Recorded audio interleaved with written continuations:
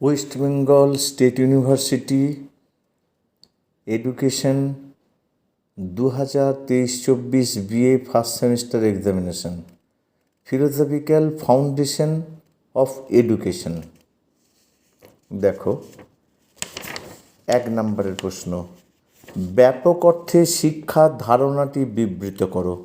শিক্ষার প্রকৃতি ও পরিধি আলোচনা করো।